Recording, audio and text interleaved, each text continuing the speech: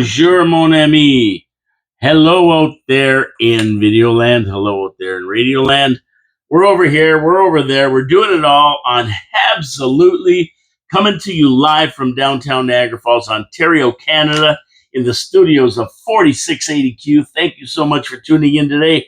We love you all. Go Habs, go. As you can see, my cohort, who's usually here, John couldn't make it in today, so it's all me. Yeah, I'm going to be sitting here chatting with you today. How about that? It's always better when John's here because we get into some good conversations. But we're going to get into some good conversations. We're going to give you viewers' comments. We're going to go through it all with you, regardless of the situation. That's the way it goes on Habsolutely. And if you don't believe this is Habsolutely, look right behind me. There's a big red sign. And there's this pen that says Habsolutely on YouTube. Yeah, so we got it all. We got all the crap here ready to go today. And we're winding it down. We're at the end of August. Then we got the long weekend, and then we got 3 weeks to training camp, and we got the training camp against Ottawa and Prospect Challenge. We got so much going on in the next 4 weeks. It's unbelievable. And then we are in October and our opening night against the Toronto Maple Leafs, which I'm predicting a 4-2 win. Okay, there you go. I got to answer a question. Somebody asked me about this jersey, this Habs jersey, what number I have on it and what name I have on it. Well, the jersey has the name Habsolutely. Can you see it back there? I guess you can see it. It says Habsolutely on it. And the number 22 is what I have on it. Now, a lot of people are going to say, ooh, Steve Shutt. Ooh, Cole Caulfield before he changed over for his honoring J.G. Johnny Gaudreau. Now he's number 13. But no, number 22 represents the year we started Habsolutely. 2022. That's when we started. And you know what? We're coming up on our 3rd anniversary. That's right, 3 years, probably in September. I'd have to look up the exact date, but I believe it was September, right after Labor Day. So we're coming up on our 3rd anniversary, and we've got 146 shows in the bank. That's right, we've done 146 shows so far. And, 52 times 3, and, there you go. There's 3 years. It makes sense. Okay, so let's move on with viewer comments. And I thank everybody who drops comments. We love the comments. Some are comical. Some are analytical. Either way, we love them because, we like to talk about different things that are going on with the Habs. And believe me, the fan base out there are knowledgeable. They know about the Habs. They know what's going on. They have opinions. And that's what we like to see. The more comments, the merrier. It's fantastic that you guys comment all the time. And we got, I got more than 3 comments, but 3 people who commented. So just to remind everybody what last week's trivia question was, what Hab had the most power play goals in his career with the Habs? And the answer was, well, we'll let you think about that one in case you didn't watch the last show. Who was it? We'll do it in the comments for sure. At Vince Udo, I thought the answer was Lafleur. You stumped me again. No way Richard would be top 10 on that list. And he's talking about the pocket rocket, not Maurice Richard. Maybe you can look that up. I don't even think he was a regular on the PP, but I could be wrong. So I said, Vinny, thanks for the comment. I did look it up, Vinny. And Beliveau had 173, Lafleur 153. And Richard had 27 power play goals. So, yeah, he wasn't in the top 10 for sure. Not even in the top 10. Not even close to the top 10. I mean, you think about it. Laine in one season has had 16. He's probably going to beat him next year, the Pocket Rockets. But he wasn't on the power play. He wasn't a mainstay on the power play. So that kind of makes sense. But if you want to look at Stanley Cup wins, Richard had one more Stanley Cup win than Jean Beliveau as a player. He had 11, Jean Beliveau at 10. So there you go. Thanks for that comment. And yeah, it was Jean Beliveau was the answer. At Gary Cornoyer. My prediction, this is a good one now. This is good. I've never thought of this. Gary, you're giving me food for thought here. And I never even considered this, but my prediction, Gary says, Cornoyer, I don't know if he's related to the Roadrunner, but he might be, will be the Habs. Demidov will be the Habs' second center by season's end. Wow. And the guy plays like a center. They'll put a center in at the start of the season to give Demidov time to adjust to the NHL. But by season's end, Laine, Demidov, and Bolduc will be the second line. Go, Habs, go. Ah, wow. Gary. I never thought of him as a center, but you are correct, my friend. He played center in junior hockey, but was moved to the wing in the KHL, and he has said he's open to playing center in the NHL. I never knew this. He says his faceoffs are the weak points, but I mean, that can be worked on. That can definitely be worked on. We have, what's his name? Who's our guy? Bureau? Mark Bureau? Somebody like that who does the face-off. He's training, he's working with Bolduc right now. But, we can work on face-offs. And I'm going, wow, I never knew Demidov was a center in junior hockey and just moved to the wing in the KHL, and he is interested in it. I mean, this guy is a cerebral hockey player. He's talented, but he's smart too. I think he may be able to pick up center pretty quick, if I would say so.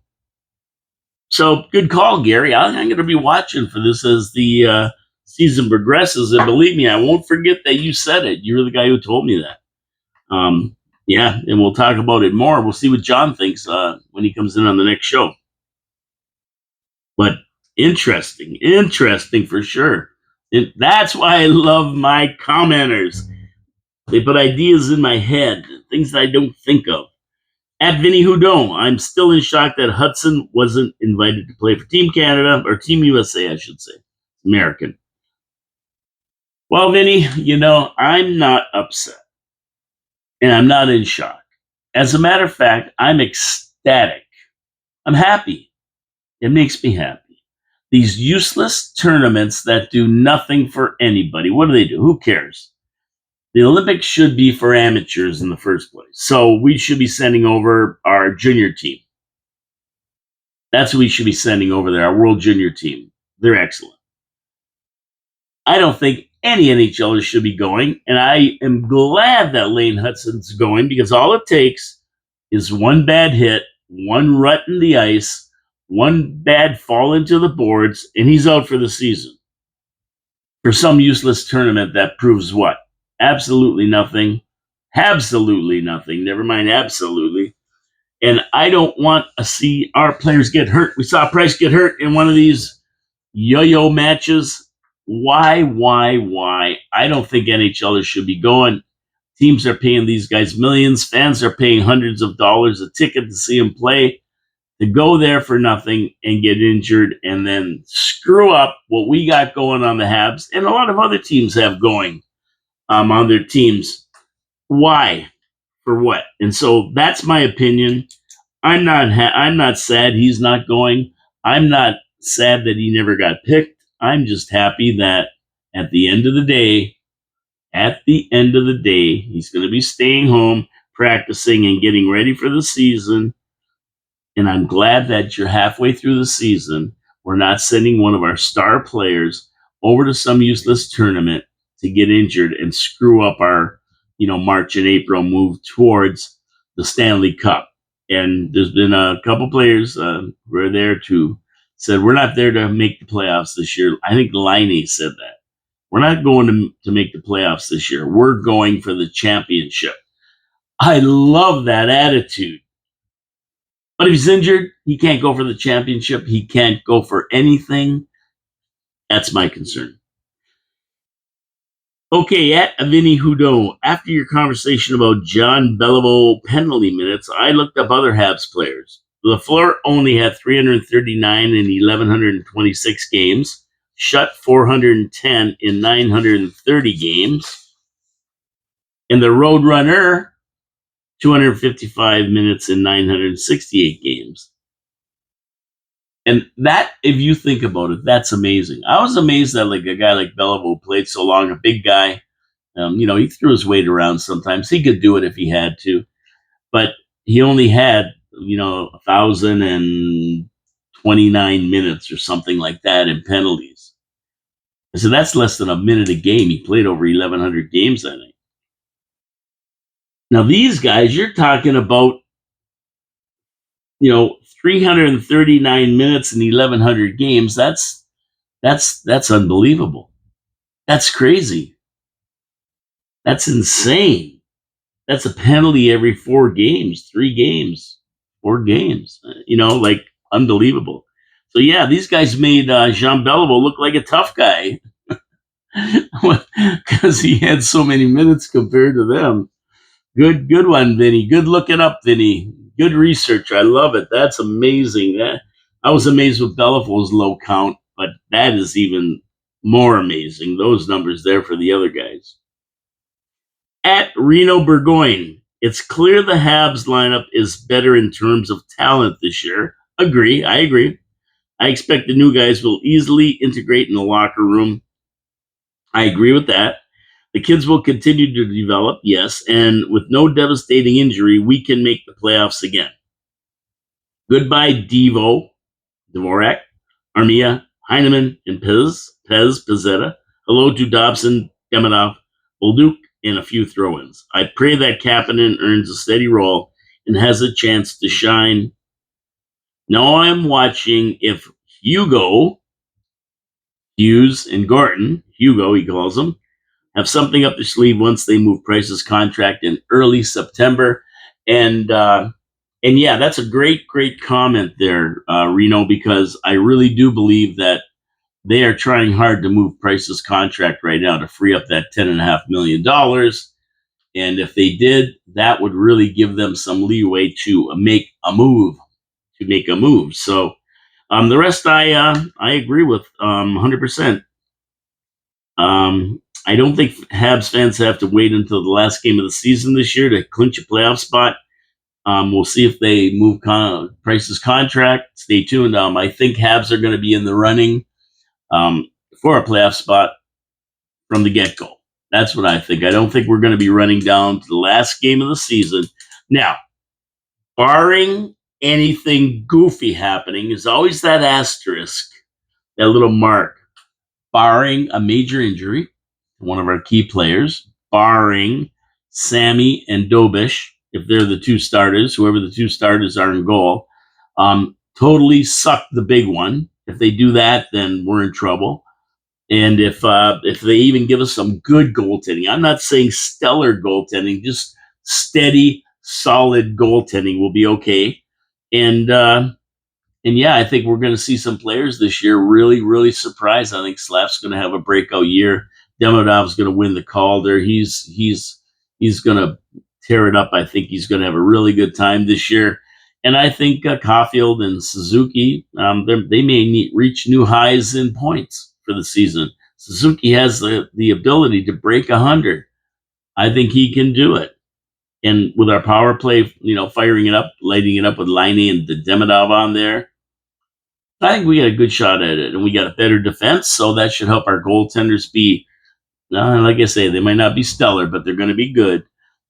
Just with Dobson there and Hudson proving his value last year, Matheson, we got a pretty good D.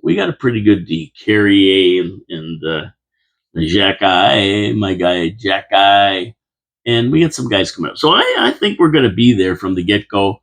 I'm looking forward to the first 20 games for sure, and I don't think we're going to be struggling to make the playoffs.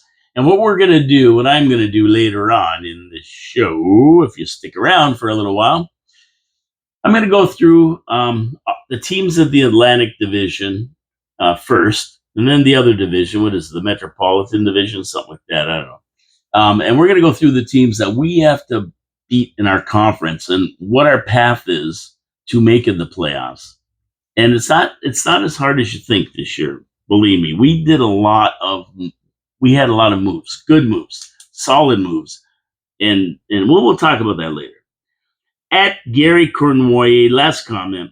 Nope, second last comment. Good morning, gentlemen. I was saying last week Habs didn't have young, talented players since the 80s when Claude Lemieux, Momesso, Stéphane Richer, Patrick Roy came up at the same time. I see two Hall of Famers in that group. The young players on this current team have the same potential to be Hall of Famers.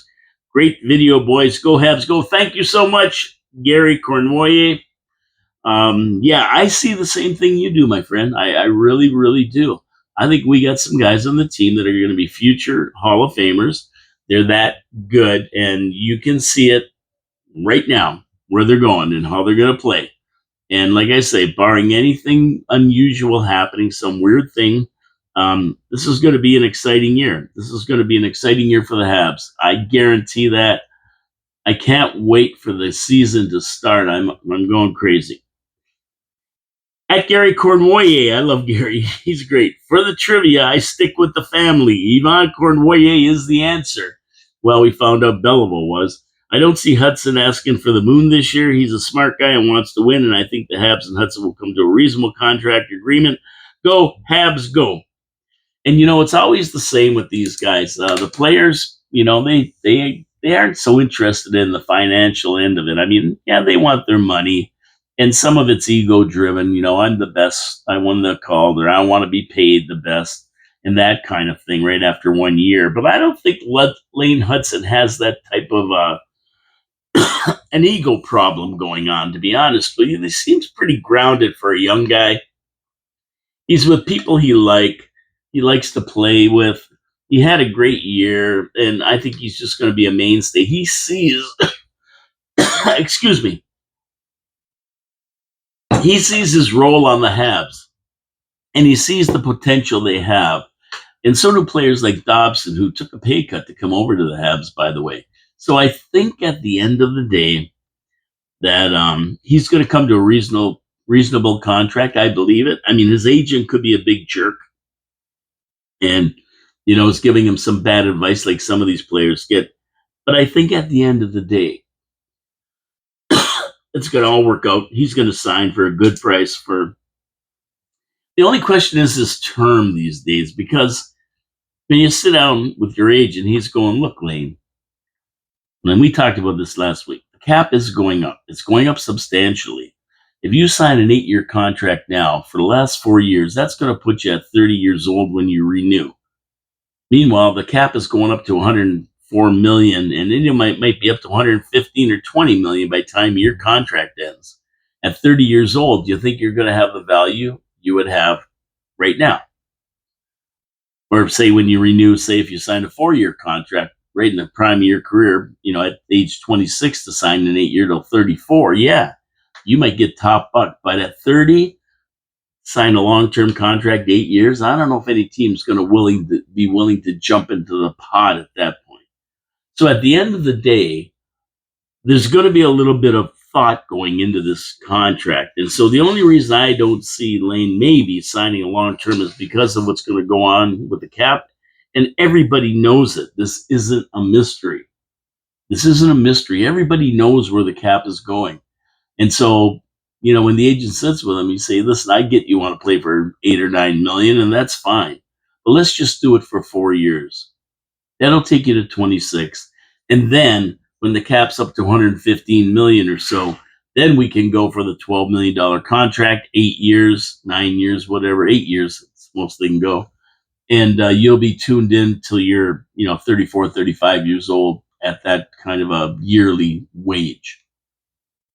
So that's the only thing I'm thinking of, and that's a thing that's kind of going on in the NHL with these guys, and you can't blame them. I mean, they're looking not only for today, but they're looking for their future. They have to look out for their future. But on the other hand, hey, guess what? 9 million a year for 8 years. That's 72 million in 4 years. If you get injured or your numbers go take a crap in that, you might not be able to sign that 13, $14 million contract. So it's a play here, and we'll see how they play. It all plays out when it all comes down to it. Okay, that's all the comments we have. Thank you so much, everybody. Thank you for tuning in, for giving us the comments. You're as big a part of the show as John and I are sitting here. Believe me, you guys are. You're the ones who control the flow of the show, where we go with stuff, what we talk about, and it's always great to have your input. The more the merrier. And I don't even just listen to your comments. I watch other podcasts to see what the other guys say, what they have to say, and incorporate some of what they say in. So when I talk about stuff, I'm not.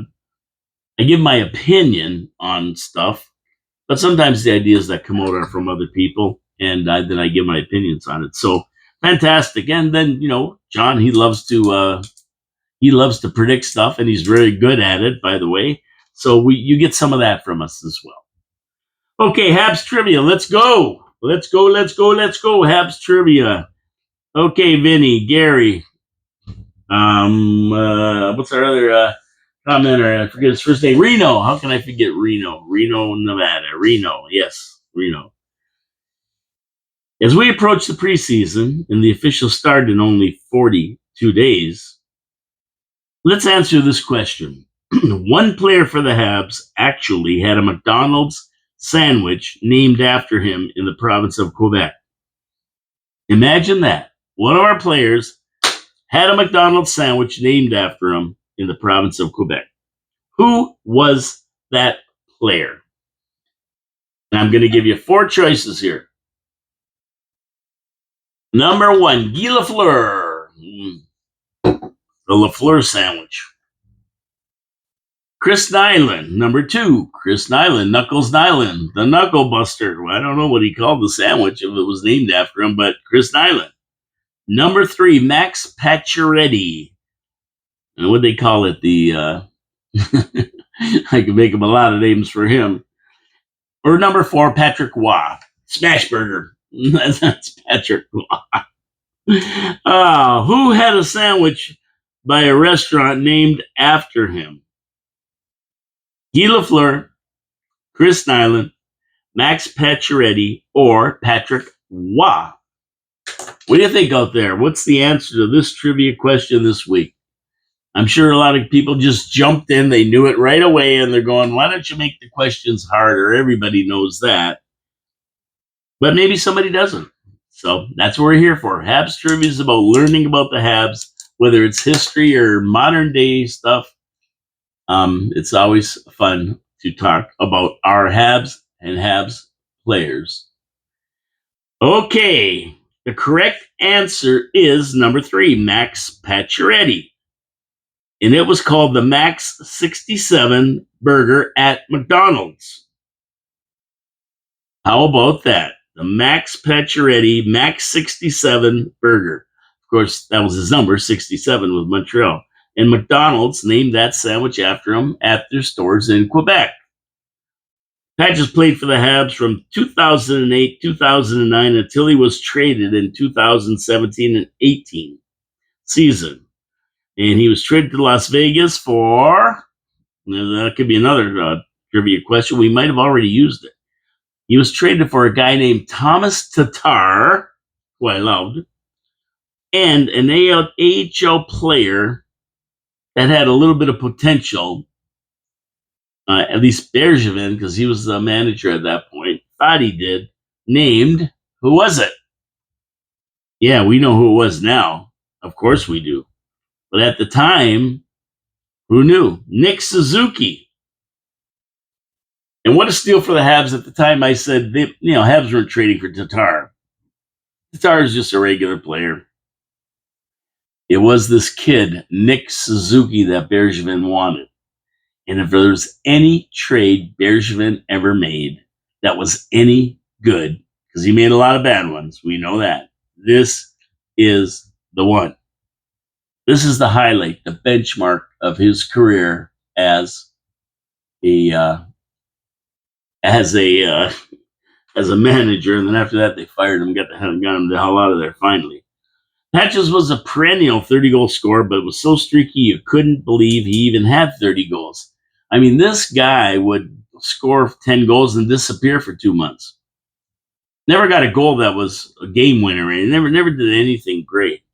Very streaky player, and streaky players drive me nuts. Why Habs ever made him captain mystified me. He was terrible captain, and legend has it he was the reason the Habs traded Subban. Now, I don't know if that's true or not. I have no idea.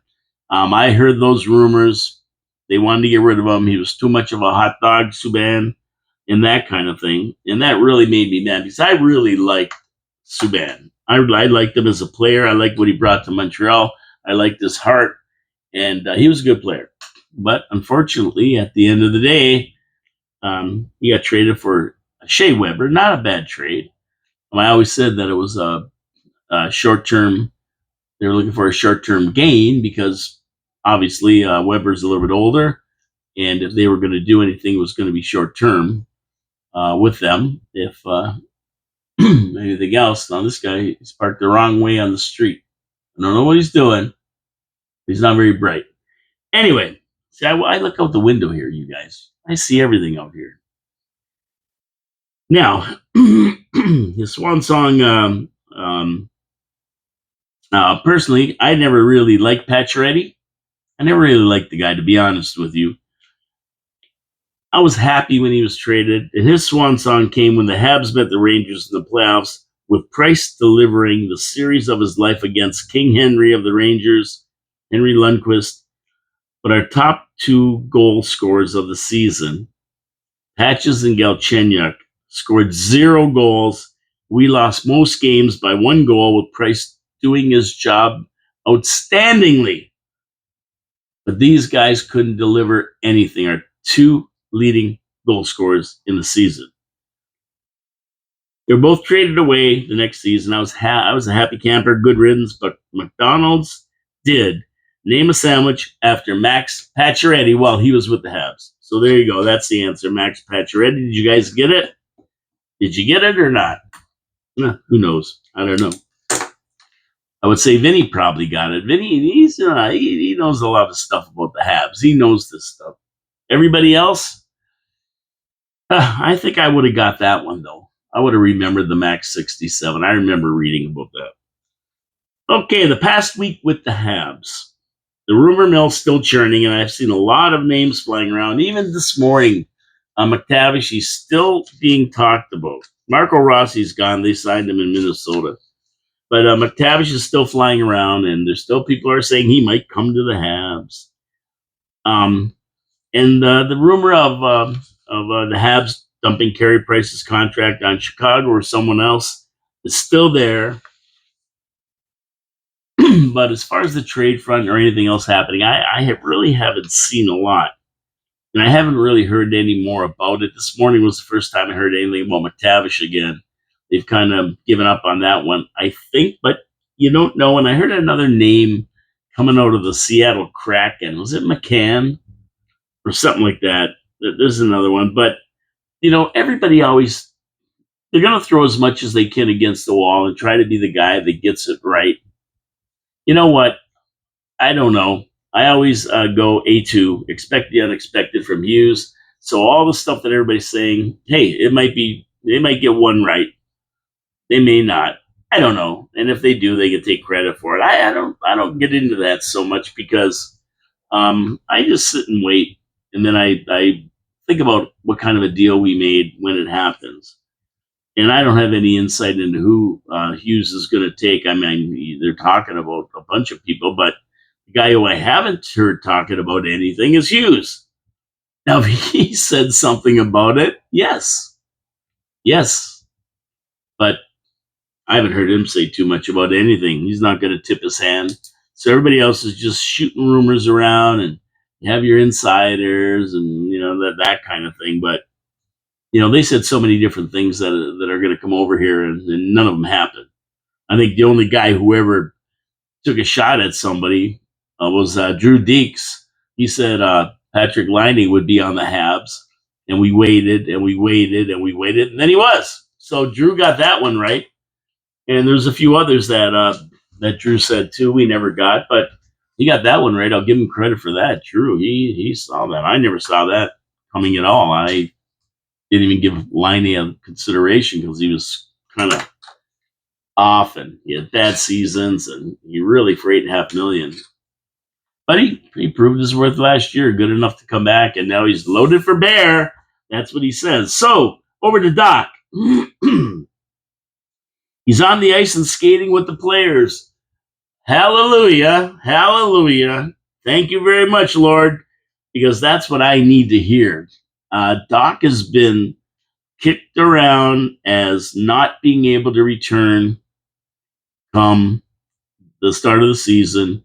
Dach has been kicked around as A1, ready to go on our first game in September, on opening day. He's going to be ready to go. He's going to be at training camp. So management says one thing, pundits say another thing. Who's right? I don't know. He's on the ice and skating with the guys, and this is August. So I am very, very, very happy to hear about this, and I think it's going to really show in the next few weeks if he's going to be starting or not. Especially if we get into the position where he's in training camp and he's playing preseason, and we'll see how he skates. And if that's all right, I'm going to be very happy because we really do have been waiting for him to fill that second line center. And if he can get in there and he can get in game shape, because he's been out for a year, so he's going to have to have a good training camp, and he's going to have to get in game shape again. When these guys take a long time off like that, even 3 or 4 months for a knee injury or something, they lose a little bit of their timing. They lose a little bit of their edge. They got to get used to it. Now he's changed. He's got, Laine, who he's really never played with, and now Demidov, who he's never played with. He's got to get used to these guys. So it's not going to be like he's going to just jump into games and start being this hero that we've thought about. It's going to take him time. It's going to take him time. So we'll see what happens with him. But he's skating in that. I heard that today or yesterday, and that's a good sign. Thank you very much. Okay, I watched a really good video that's called The HABS, a powerhouse dynasty, with not only a solid core of star potential players, even a couple of future Hall of Famers, in a backup group that could fill in when needed. And that's the importance. We're going to have injuries during the year in that. But our backup squad, the guys who can jump in, Andre Waugh, and the goalies, Fowler and Capo, or whatever his name is, and all these other guys, right? And we have them. Beck and whoever else is down there, Reinbacher. I think Reinbacher might even start if he has a good training camp. I mean, we'd love to see him jump up and play. But we have the backups that can fill in, so that's a good thing, and that's what they're looking at. And they're calling it a long-term domination of the NHL. I mean, those are some pretty big words. And it looks like the rebuild that we've waited for the last 4 or 5 years is actually a success. I know. It all looks good on paper, but what's it going to look like on ice? I mean, everybody said the same about the Leafs, right? Yeah. So we're not the Leafs. We're not the Leafs. That's a good thing. The one thing about the Habs is we don't have a Matthews, and that's a good thing. There's no one superstar that sucks up all the glory. These guys are playing together. They're a team, and team works. Matthews was aloof, really not part of the team in any sense of the word. You never saw any camaraderie between any of these guys. Marner left, he had enough. The closest he gets is wearing the sweater. After that, it's himself. But our Habs, they're all buddies. They hang out, they work together, they play together, they move on the ice as one unit. Even Laine is part of the whole. He's not out there neither. He's part of it. I mean, you have to love a team that's playing for the team. And that's what Habs are doing. And that's the difference. That's why we're never going to be the Leafs. I mean, don't get me wrong. All our players have personalities. And they have personal goals that they want to achieve as a Hab. And that's a good thing. but they're willing to achieve their goals within the unit. It's not about them, it's about the team. It's really amazing. And you see why Dobson came over. With this culture and talent, Montreal's become the destination for players. Look at Dobson. He comes over and he takes a reduced wage. He probably could have got more. So when you look at that, that's why we're never going to be the Leafs. And that's what the culture John always talks about. He always talks about culture and the team. And when I see guys like Demidov and Laine working out together and having this chemistry, and you see Suzuki and these guys hanging out, they get married, they invite everybody to their wedding. Even players who don't play for Montreal anymore want to come to Montreal. Toffoli was on the ice in the summer practicing with our players.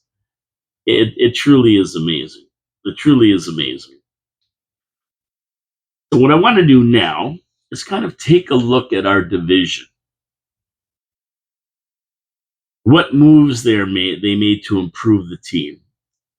And when you look at the path to Habs making the playoffs, I always have to look at who do they have to jump, who's going to fall down, who's going to move up, who picked up the players in the offseason, which of these teams got rid of good players. And then we can see our potential because we know who we picked up and who we got rid of. We can see our potential versus the rest of the teams in our division.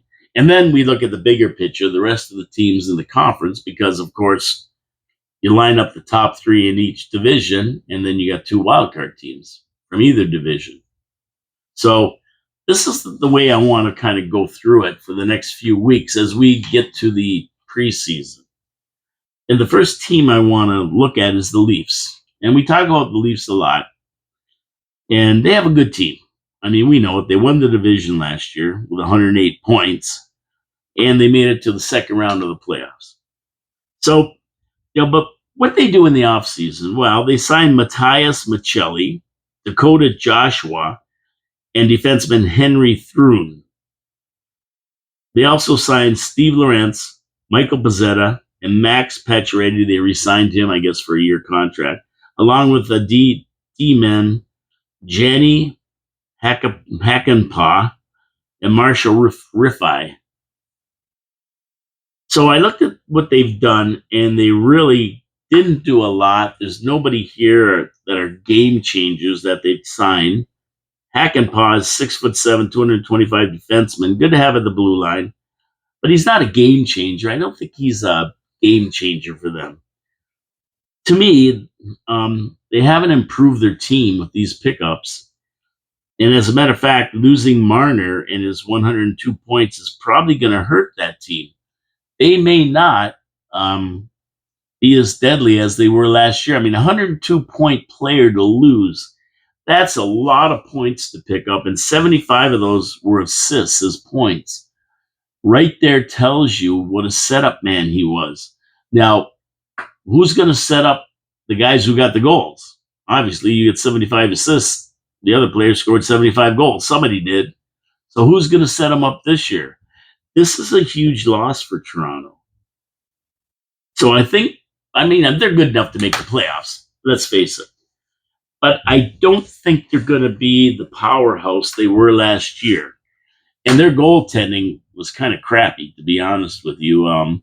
They had a couple of goaltenders who everybody was high on, and then in the playoffs, they weren't that good. And so Toronto's got their battles this year. And are they going to end up first in the division? I don't think so. I don't think they're going to this year. You got to replace those 102 points, and that's not easy to replace. So, do we have a shot at jumping Toronto this year? I'd say yes. I think we could. I think we're going to move up. We're not going to be in eighth anymore. We're going to be in the top three in our division, probably. I think we got a really good chance. We're not going to be in eighth. We're not going to be making it last game of the season. And the guys who are going to drop down, one of those guys could be Toronto. So, are we going to win the division? Well, we'll see. We'll see. I don't know about that, but we're going to make the playoffs. But I think Toronto's going to drop down this year. I don't think they're going to be as good as last year. I don't think they're going to get 108 points. So that's Toronto. They're going to be there, but I don't think they're going to get 108 points. Tampa Bay Lightning. Okay, well, the Lightning are getting long in the tooth. So they finished second place in the Atlantic Division, but they weren't a force to be reckoned with, to be honest with you. They really, really weren't. Their players are getting long in the tooth, been around a long time. They picked up Oliver Borkstrand and Yanni Gourde in March. They also acquired Sam O'Reilly. Tampa really didn't make any moves and are basically going with their lineup from last year, which is getting, like I say, long in the tooth. They've been around for a little while. Habs could definitely have an edge and jump them in the standings this year. They did sign Marchand, which is a good thing because he had a great playoffs and he'll have a great year too. He's got talent, and I think Maurice and him get along pretty good. Maurice gets them and everything else, so that's a good thing for them. But at the end of the day, I'm not sure exactly um, where they're going to finish because they just aren't the powerhouse they were. I mean, Florida's the powerhouse in our division. Let's face it. They're good, Tampa, but they're long in the tooth. So I'm not expecting huge things from Tampa. I think Montreal could jump them and play, and end up ahead of them. So there you go with that. So we'll see what these two teams do, the first and second place in our division. I don't think they're going to be first and second next year. Let me put it that way. Okay, so next week we're going to look at the Panthers and the Senators. Now, what do you guys out there think about my Toronto and Tampa Bay Lightning predictions? You think they're going to be better than I said? Do you think they're going to be worse than I said? Do you think Montreal can jump them in the standings? Let me know in the comments. That's the only way we're going to know. I'm just telling you what I think, but I'm sure people are saying, "Are you crazy? Are you nuts? Look at Tampa. They got blah blah blah blah boo boo boo." Well, yeah, they do, but they've been around a long time. Been around a long time. So we'll see what happens with that. The next week, Panthers and Senators. I'll take a look at them, see who they picked up, who they got rid of, and then go from there. Okay, so I read this. I read this online somewhere, and I wrote it down because I thought it was pretty comical that somebody made up these lines, and I think whoever it was serious about it. I don't see it, but what do you guys think out there? It's all about what you think too, Like I know what I think, a little bit of hooey. But this person was convinced this is how the lines are going to run next year. Okay, let's go through them, and then you can tell me what you think in the comments. Vinny, Gary, Reno, what do you think out there? Anybody else who wants to comment? Habs for life, whatever. Okay, here's the lines. First line, Cece, Susie, Slavkovsky. Second line, get this one. Bolduc, Dach, and Demidov. Oh, somebody's missing from their second line there. Third line, Galley, Newhook, and Anderson. I don't mind that line. I don't mind that line, to tell you the truth. That's not a bad line. You got a speedster, a worker, and Anderson, who is all over the ice all the time. He's crazy. So I like that line. That's a hard-working line right there. And the fourth line would be Veleno, Evans, and Liney. Oh, yo. I don't know. I can see Evans being on the third and fourth line. I think that's where he's going to end up. I even said to put him on the second line as center if Dach don't work out. And John made a great point that if you do that, you screw up the third or fourth line. He's a penalty kill guy, right? He's not going to play second line minutes and then be on the penalty kill. Like it's a lot of time on the ice. So that's why they would rather have him on the other lines. But he's a great center. We know that. He skates like the wind. We know that. He can put the puck in the net. We know that. So between Demidov and Laine, hey. But no, this guy said he's going to be on the fourth line with Veleno and Laine Evans. I mean, I don't know about that one. Are they going to dump Line to the fourth line? What about Sammy Blaze? What about him? Where's he going to go? You got Bolduc in there. I don't know where Sammy Blaze is going to fit in. Is he going to fit in anywhere? I don't know. I don't know. But anyway, that's the lines. What do you guys think? Let's go through them again in case you missed it. CZ, Cole Caulfield, Nick Suzuki, and Slavkovsky. Bolduc, Dach, and Demidov, line 2. Galley, Newhook, Anderson, line 3. Veleno, Evans, line 8, line 4. What do you think, you guys? Oh, this guy's getting a ticket. Remember I told you that the guy pulled up and parked the wrong way on the street? He's getting tagged right now by a bylaw enforcement officer. The guy, he should have had a HABS sticker on his car. He would have probably got off. This guy looks like a HABS fan.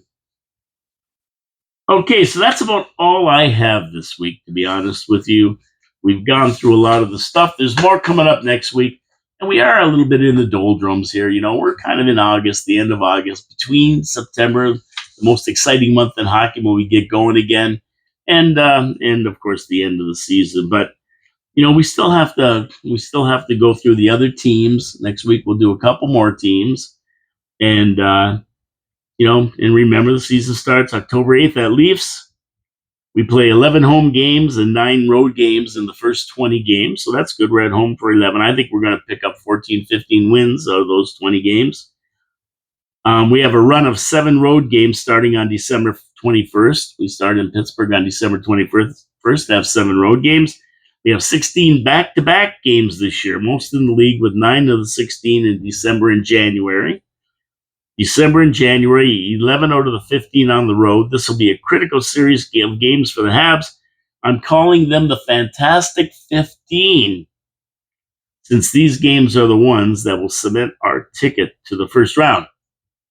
We perform then on those games, we're gonna be no problem. We're gonna be golden. So that's the way I see it. We'll talk about Florida and who did I say? Florida and Senators. Panthers and Senators next week.